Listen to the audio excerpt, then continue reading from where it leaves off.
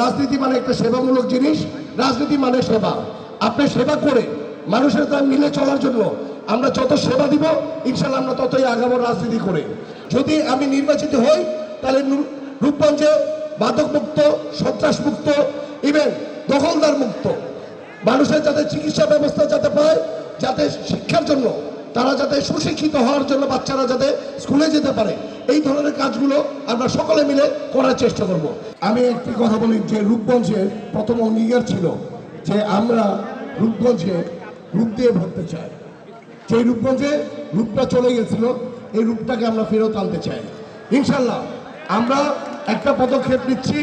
প্রথমেই যে রূপগঞ্জে কেউ বিনা চিকিৎসায় কেউ মারা যাবে না, বিনা চিকিৎসায় কেউ ঘরে বসে থাকবে না। আমরা চেষ্টা করব রূপগঞ্জের প্রতিটি নাগরিক, প্রতিজন যাতে সুচিকিৎসা পায়, এই ব্যবস্থাটা আমরা সকলে মিলে আমাদের দলীয় মতে প্লাস হলো আমরা খুব আশাবাদী যে যেই মেডিকেল বেসরকারি হসপিটালে যারা আছেন ওনারা আমাদেরকে যেভাবে করে সহযোগিতা করছে, এটার কারণে আমরা এই ধাপটা আগাতে পারছি। এই জন্য প্রথমে ওনাদেরকে অন্তঃস্থল থেকে আমরা ধন্যবাদ জানাই। আমরা একটি মডেল হিসেবে নিতে চাই যে বাংলাদেশের যে রূপগঞ্জের যে ঐতিহ্য ছিল, রূপগঞ্জের যেভাবে করে মানুষের সাথে মিশে থাকতে ছিল, ইনশাল্লাহ আমরা এটাকে আবার ফেরত নিয়ে আসবো।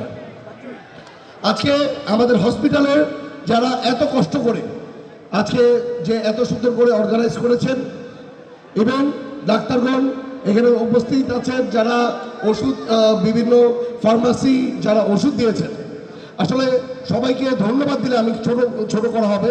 কারণ আমার জানা মতে সারা বাংলাদেশে কোথাও এইভাবে করে চিকিৎসা ব্যবস্থা করেছে, ফ্রি চিকিৎসা আমার জানা নেই। আল্লাহর রহমতে ওনাদের দ্বারা যেই সূচনা শুরু হয়েছে, আজকে রূপগঞ্জের অনেক কিছু দেখে বাংলাদেশের অনেক জায়গায় এরকম কাজ চলছে।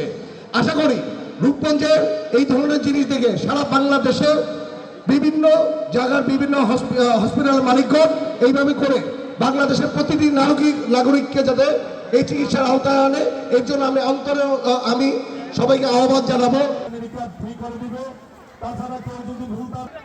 অল্প কিছুক্ষণের মধ্যেই হিরো